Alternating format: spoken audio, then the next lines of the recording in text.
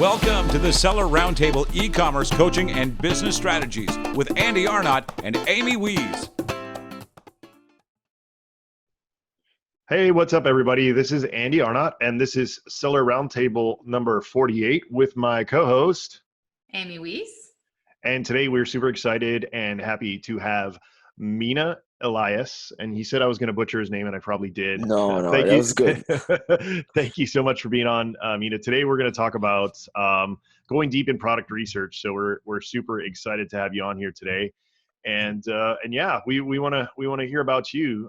So I'm going to hand it off to Amy, and she's going to grill you with all those tough questions. 21 Yes. questions. Well, first of all, Mina, it's great to finally meet you in person. I reached out to you after seeing you posted in Stephen Black's group all about product research and how you do kind of market research and going deep into a niche. And I was like, this is a cool guy. I need to talk to this guy more.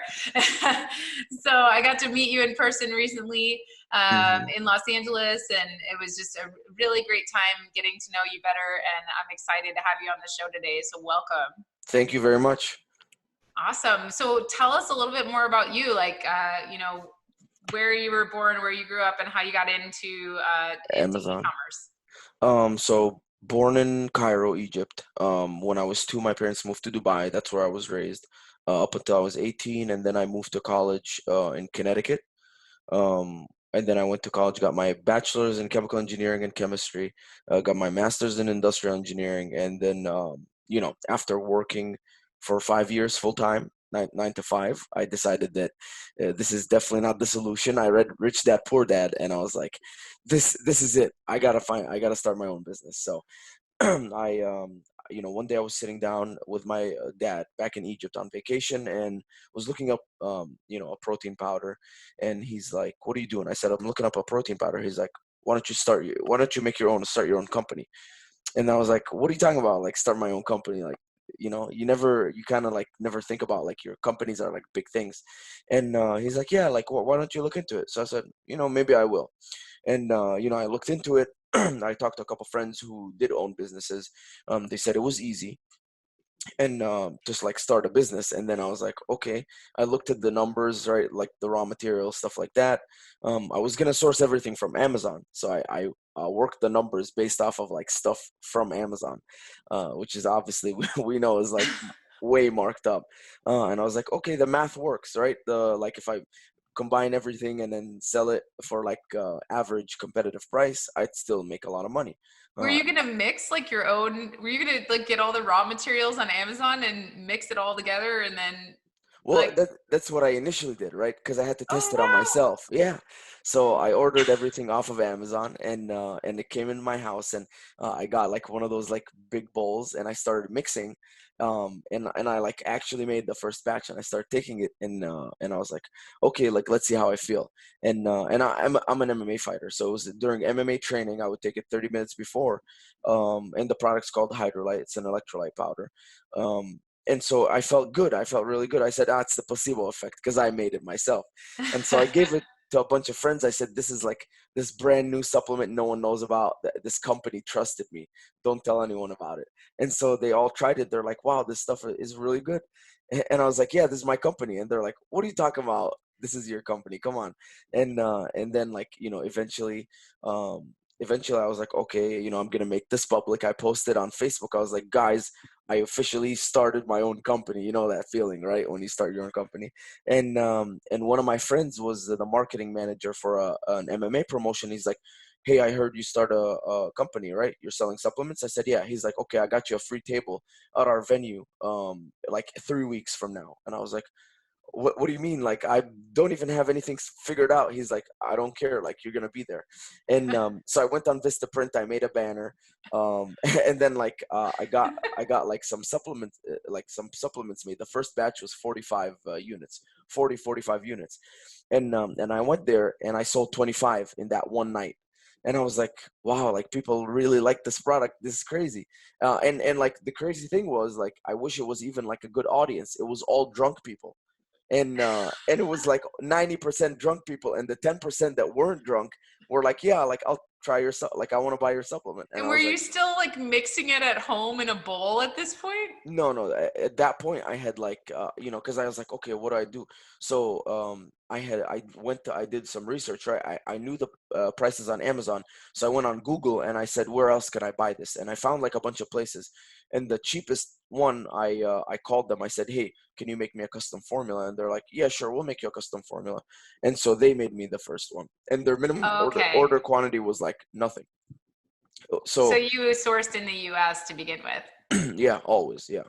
China was like, well, I Yeah, well, can't even especially think with about supplements. international. Yeah, Especially with supplements, like a lot of people don't, I mean, topicals and stuff like that, you can often source for I have a friend who teaches how to get ungated in topicals, and she actually teaches to use a very low quantity of like make your own chapstick kind of thing with hmm a US supplier, because the order quantities are very low, and you can get all the FDA certifications and everything like that. So exactly. that's really cool. So you got started just by trying it out yourself. And Yeah, then, so how many years ago was this when you kind of got into all of this? like year and a half. Yeah, Oh wow! So you're pretty yeah, new at pretty this, new. pretty Yeah, new, and it's really interesting to me that you kind of just stumbled upon this. So yeah, you and clearly so weren't really even using any of like the tools that everybody uses. nothing. You I kind of didn't just use went anything. like, "Hey, I'm into MMA. I'm an MMA fighter. I'm gonna try to make my own supplement company," and then Exactly. you Yeah, know. and so people kept asking me at the show, they're like, "Where can I buy this?" And so I lied to everyone. I said it's gonna be on Amazon soon, and I had no idea how to even get on Amazon, like if you can even sell on Amazon. But it was whatever. And so then I went and I did like crazy research, and I figured out how to get on it. And they're like, "Okay, we just need like these certificates." So I went back to the guy, I told him this is what Amazon wants. He sent me the stuff. I sent it to Amazon. In 3 days, I was approved. And so I was like, all right, like let's start with like 100 units, see how things go. And I started watching YouTube videos, and I saw like some of Samer's stuff, and he's like, you have to like give away this many units, you have to do PPC. So I started like getting into things, and that's kind of like how my journey started. Didn't know anything, helium 10, nothing, none of that stuff, like nothing at all. Which is, And I think yeah, in some cases it's really good because you were following your own formula. You knew your yeah. market. You know, yes, you had to learn the tricks of the hmm Amazon trade, but you know, you learn from there. So where are you at now? Are you brand registered now? Do you have Yes. I have three accounts now, three Amazon accounts, three brands, or like actually like maybe four brands, and two of them are in one account. I'm like doing pretty good. I think this year we're gonna hit close to 2 million, if I'm lucky. Well, if I work hard enough, not if I'm lucky. Everything's good. My supply chain, I've got my supply chain down, and that's one thing like people don't talk about enough. And and you do a good job because you actually go to China and talk to these people, and so many people struggle because they like talk to their supplier like and say, hey, how much can I get this for? What's minimum order quantity? Like, like blah, like, come on, like this is a human being you're talking to. Like, if someone talked to me like that, I'll just delete the email. And so I built a super good relationship with my supplier. He's 30 minutes away from me, so I pop in to his office like once a week, bother him, give him gifts every week. I never come empty handed. I know exactly what he likes, what his kids like, what his wife likes, and every week it's something. I bring him something, and he goes above and beyond for me, and like we've built a really good relationship. Like, I know that the only way like anything will ever like happen is if like he like something crazy happens and he goes like bankrupt, and he's like, Mina, like you need to find someone else, like I'm going out of business, Mina, real quick, I just want to mention something that what you just mentioned about bringing gifts and things like that. There's so many people who don't realize that you need to take care of the people who support your business, right? Like every year we Mhm. give our UPS drivers and our UPS postal service drivers like nice big Christmas bonus, like like we Mhm. take care of them because we know that our success rides on those people. So just wanted to point that out, that a lot of sellers don't think about that and don't do that, and it's super important to take care of the people who are taking care of you. Yeah, Absolutely. Yeah, I really agree. good point. So when did you first learn about Amazon? Did you, um, After the conference, the MMA promotion, when I started searching, how do I sell on Amazon? Oh, wow. And what made you think that you needed to sell this? I mean, because you sold this many units. Were people asking you, hey, can I buy this on Amazon? Or Yeah, they some people were, but 90% of the people were saying, "Where can I buy this?" And because ah, I didn't know anything, right? And like my friend said, all you need is a website. I said, okay, what kind? She's like Squarespace. She's actually now she's my marketing research girl, and like yeah, and like she does so much work for me. And like a year and a half ago, she was like telling me what to do. Like, and she's like, just go on Squarespace, build a like a website. So I went on Squarespace, built a website, but I didn't even know like about any e-commerce features, nothing. And then I was like thinking, I was like, where do I buy all my supplements? And I literally live right next to two supplement stores, but I don't go to them. I buy on Amazon because I don't mhm. know. I just like I hate going to the store and having some guy like come up to me and like talk to me. And 90% of the time, like I'm very well educated on supplements, so I have some guy who's like, from college, works out and is like, oh, like let me tell you about this supplement. I'm like, I know it's all bullshit, like all the supplements, like I know what goes in supplement, don't tell me anything. And and so like I just like ordering on Amazon comes straight to my door. And so I Right. was like, if I like that, then many other people must do the same thing. And so I was like, I gotta get on Amazon, and that's how like that kind of started. And then what was your biggest challenge once you were able to get your product on Amazon? What was your biggest challenge after that as you were doing um that? well, initially it was just like the learning curve, right? It was just like learning all these like different things, but PPC was definitely like the biggest struggle, and it is why I'm really good at PPC now, is because that was like the biggest thing for me. And because it's supplements, it's so competitive. I mean, the number one listing does 1.5 million a month, and the number on my main keyword, and number two listing does like 750,000 a month. So like they're crazy, big companies. So for me to even come close to compete with people with like 15,000, like 2,000, 15,000 reviews, stuff like that, it's really difficult. So the biggest, I guess, challenge was really understanding how to leverage PPC for like a smaller brand. And then there's I made so many mistakes. Obviously, like I didn't even start knowing that like this was a thing. So you can imagine I bumped into every single thing possible. I wasted a lot of money on stuff. My first product wasn't that good, because when I started it, I was kind of like, let's test the waters, right? The formula was super solid, but like my packaging didn't look good, my images didn't look good, and I was trying to be cheap on stuff like Fiverr. I used Fiverr a lot. Please don't use like, not don't use Fiverr, but please don't be cheap.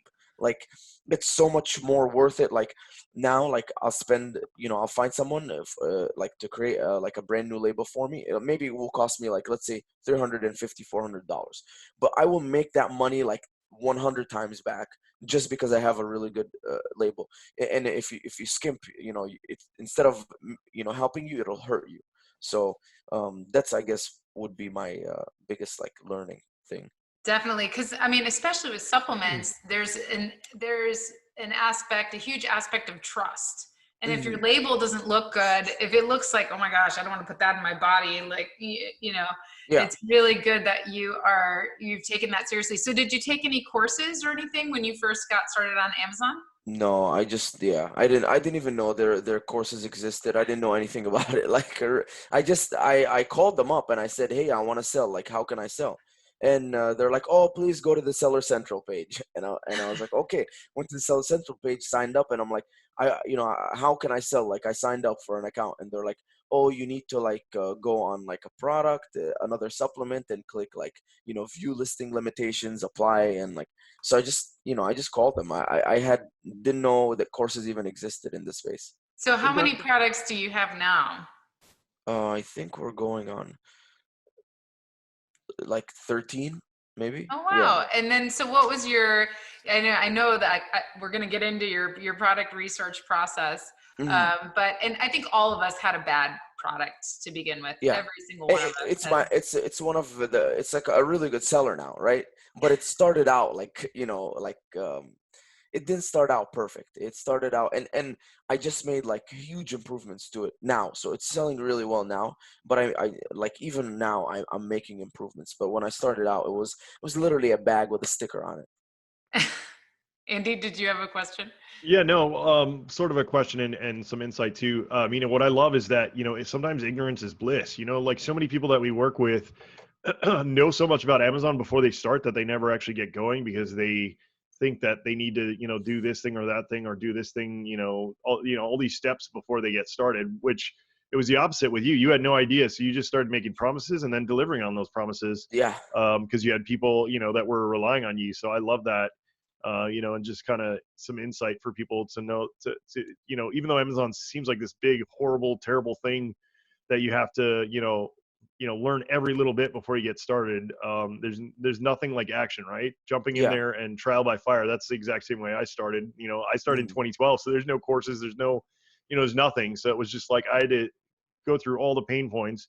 But to me, it was a blessing because now I pretty much know, selling on Amazon at like the back of my hand, right? All the intricacies, all the challenges, everything like that. So just some insight. I think that's awesome that you were just like, yeah, I'm going to do this. And you got to work and did it. That's awesome. Yeah. I It's think, interesting. Sorry, go ahead. Hey, no. Oh, sorry. Go ahead. I was going to say, it's just interesting that I think that at least makes three of us here that basically started by hitting the ground and just figuring out how to make it work. So many people in the industry right now are just in analysis paralysis. What product do I sell? What research method do I take? And it's crazy to see. I mean, there's it seems like every different conference I go to, I meet more people that they started by just hitting the ground running. Over analysis is the biggest paralysis to any business inception. Absolutely, I agree. Yeah, just kind of failing fast. And I think every person that we've had on the podcast that has told their story has said, oh my gosh, in the beginning, this product was terrible, or, I had a couple of failed products. And, and sometimes it's like, I think Fernando Cruz, he was talking about, he had one product that just took off and it didn't even make any sense that it took off, and it was just one, you never know. You definitely never know. So after you got your first product kind of going, what made you think, okay, I want to move on to the second product? And what was your process kind of getting into like choosing a second product? So once I got going with my first product, as soon as initially I was like incentivizing some people to buy, right? And I was like, guys, like I was all my friends. I was like, guys, like support me, like I'm your friend. And so then that kind of in a week died down, and I started looking at my orders, and it was like John from Utah, and like this person, and I was like, wow, like at least 10 people a day, like from weird places, are buying my product. So I was like, this is a thing, right? People I don't know are buying my product. Yes. Yeah. And I was like, okay, this is a thing. Like I'm gonna make this a business. And I as soon as like I started making that money, I committed to myself. I said, within 6 months, I'm gonna replace my job income and more, and I'm gonna quit my job and do this full time. And so and I did that. I actually I think I quit like a month early. So what were you doing? What was your full-time job at the time? I was a project manager in construction. So I was managing like 12 million in projects. We're doing like a ton of road work. We were like replacing water mains and stuff like that. So it wasn't fun. It wasn't that fun. 9 to 5s are not fun. So once your first product kind of started selling really well, you were like, okay, there's something here. I'm going to set this goal for myself. And so it appeared to you that you would need to have some more products. Yeah, well, Sammer always talked about Matt Loberstein. Now, Matt Loberstein's in Manhattan Beach. I actually invited him to the meetup, but he never came. But, Sammer always said he looked up to Matt. And so he was having like a live with Matt. And I asked in the live, I said, Matt, what took your business from good to great? And he said, like the real difference was launching more products. And so that kind of stuck with me. And I was like, if I think about it, if I'm selling, let's say 10 units a day, and like I do amazing PPC and now it's 20 or 30, and then I do amazing like images and reviews, it's 40, 50, nothing's going to beat doubling that by another product, and then tripling that, and then quadrupling that. And so it, kind of clicked. I was like, he's right. Like if I launch like 10 more products or whatever, it's going to be a lot easier to grow than trying to like really grow just one product. And then don't get me wrong, I did put 110% into that one product.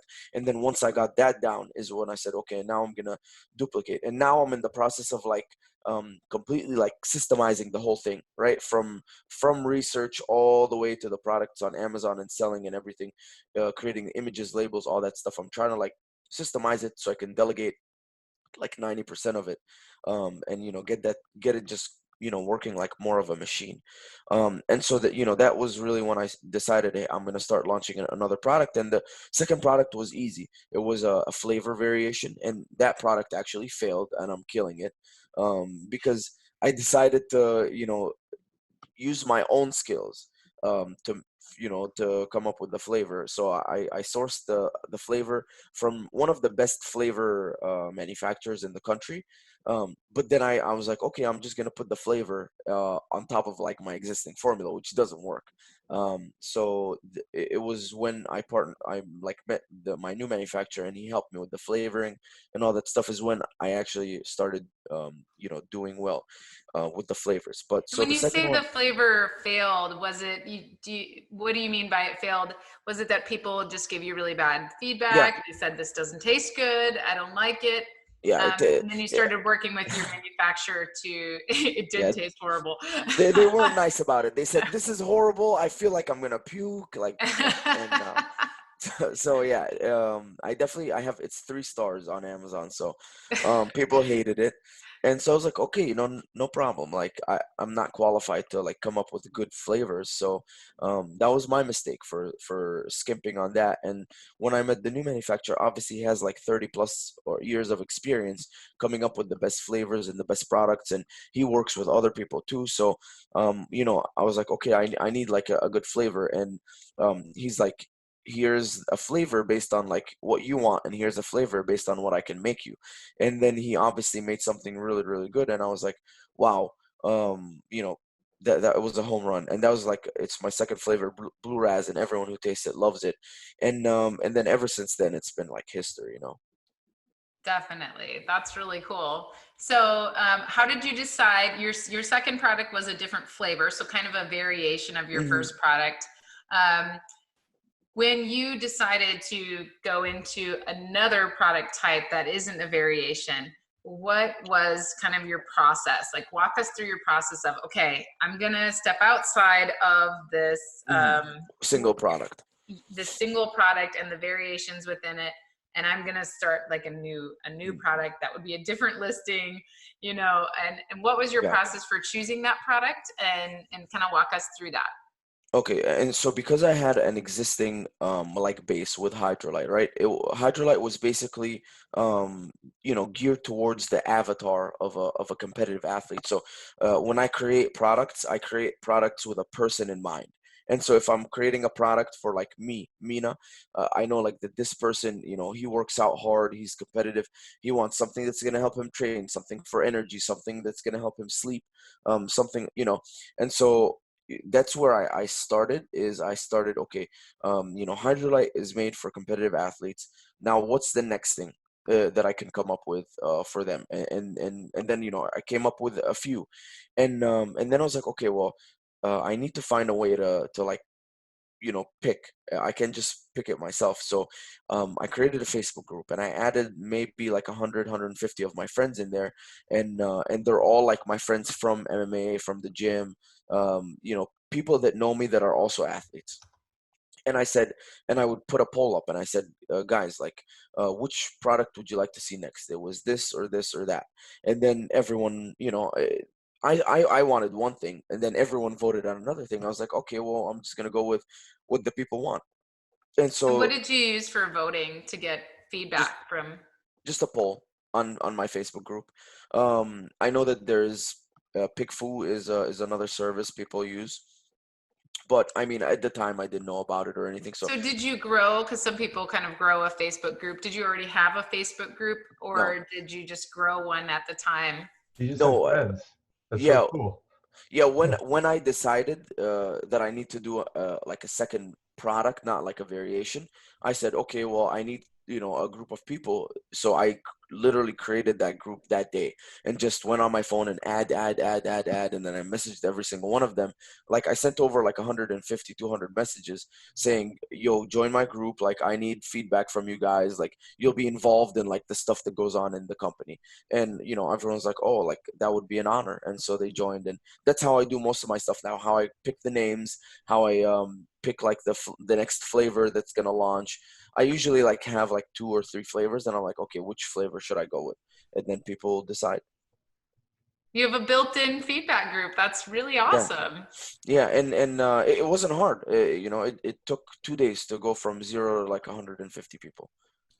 What I think is so impressive about how you got started is, like Andy said, you just started. You Yeah. were curious and just followed up on things. So I love how you didn't try to find like some special formula to, No. to find a new product. You said, I'm going to reach out to people and I'm going to ask them questions and I'm going to Mhm. get some feedback. And I Yeah, love that. It's and so and cool. I had a friend the other day, right? And we were talking about launching. Like he has an existing company, and I was like, let's. Why don't we give your audience, and his existing company, is perfect for like a supplement. So I said, why don't you launch a supplement? Like I can help you. Obviously, I can help him.